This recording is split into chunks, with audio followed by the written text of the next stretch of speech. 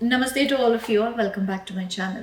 For the first episode of Monologue Mondays, I'm going to be delving into a pretty deep topic of atheism and why I think that I am an atheist at this point in my life. I tend to take words and terms very seriously, especially the words that I feel describe me, define me. So when I say I'm an atheist, it is backed by hours and hours of reading, thinking, and understanding. I also believe that we are largely influenced by our family atmosphere, by our social atmosphere, and our surroundings when it comes to ideological perspectives such as this. In my case, I'm from a family of artists, very open minded, extremely liberal in its approach. Uh, we had people from literally all walks of life, all perspectives of life in our home all the time. So I pretty much grew up with a very ideal expectation of the world. And being a classical dancer myself, I was extremely influenced by the stories of Krishna, especially. I had a very intense spiritual phase during my early teens. When I look back, it really surprises me that at one point I was so very devoted and so very invested in a particular spiritual path. So, in our Hindu philosophy, Bhakti Marga, or the path of devotion to God, is one of the main paths to attain God, to attain salvation. I was extremely influenced by Krishna. I was extremely inspired by Krishna, and being a dancer, it was a major part of my personality growing up, informed a lot of my life decisions at that point, and I'm extremely grateful for that. And of course, as I grew up, there were a lot of other things which I learned about the world. I was exposed to a lot of other things. And when it comes to any relationship, whether it is the relationship with God or with people around, one of the main things that I personally look for is dependability. It has to be mutual. So when I was being exposed to these new circumstances, most of the times I felt myself alone as I dealt with them. That's pretty normal, I know. But for me at that time, it was a very big wake up call. It was a sort of a coming of age.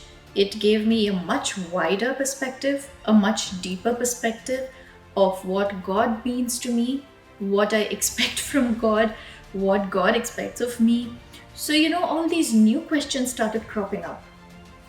And so I started seeking more. I started reading more philosophy, reading people with much different ideas and people who are not just from the Indian background but from all over the world. And when it comes to philosophy as such, I personally require any philosophical thought to be able to quench me both intellectually and emotionally. So, a certain philosophy has to not only answer my questions to a certain extent, but also give me a kind of emotional reassurance, which is where I started noticing myself slowly drifting away from the Bhakti Yoga to more of a Karma Yoga and more of a Jnana Yoga, especially in Hindu tradition. These three are the main three paths to God. Bhakti Yoga is where it is to do with your emotions. You use love, faith, devotion to reach God. In Karma Yoga, you perform your duties to the best of your extent. You do whatever it is you have to do in every part of your life, and that would give you salvation. And the other one is the Jnana Yoga, where you seek God through an intellectual pathway. Now, this was what really, really appealed to me at that time, and it still largely appeals to me. And so I started veering more towards the Advaita philosophy. To just state it briefly, there is the Dvaita and the Advaita philosophy. Dvaita is duality, Advaita is non duality. Separate from God, not separate from God, where you look at yourself as separate, not in the Western context, but rather as being different entities, and a non-separate, wherein you say Aham Brahmasmi, which basically means I am that. The higher power, the creative power of the universe. Needless to say, art has been another major source of inspiration for me.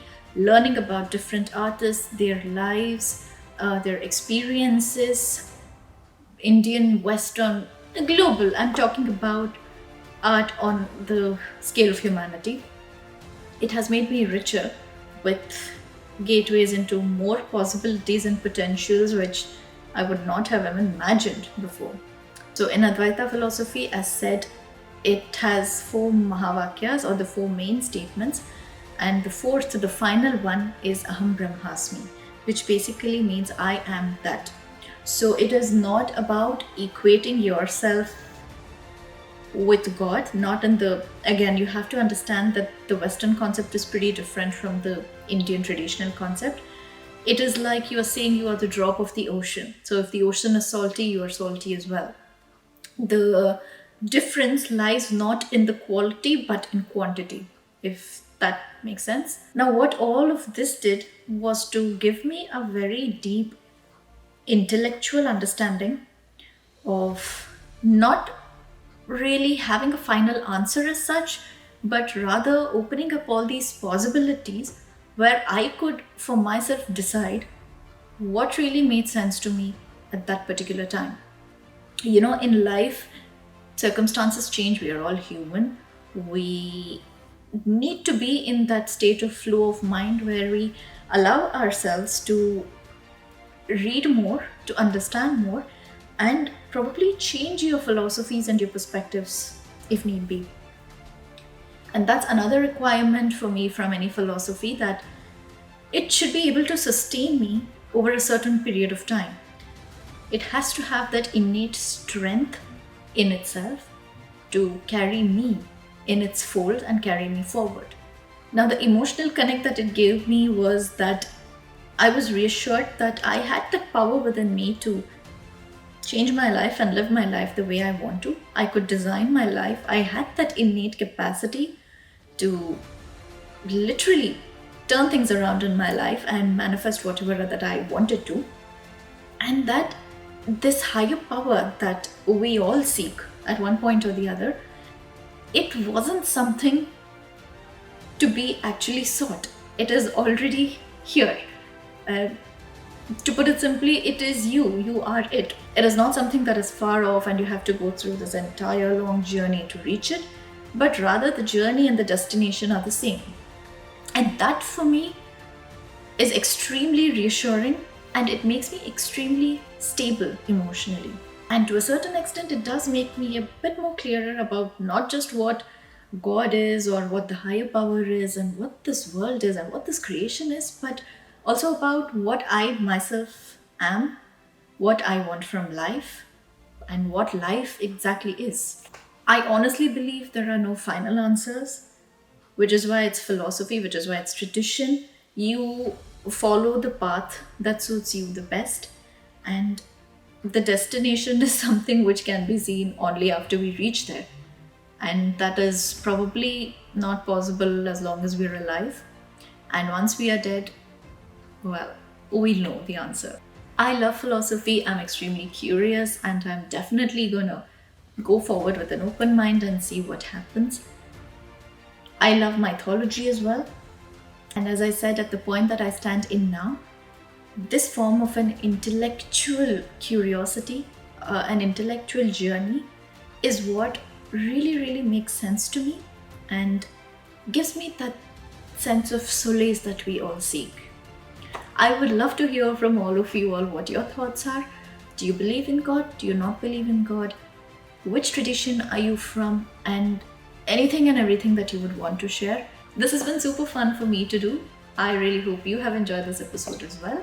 Until next time, take care.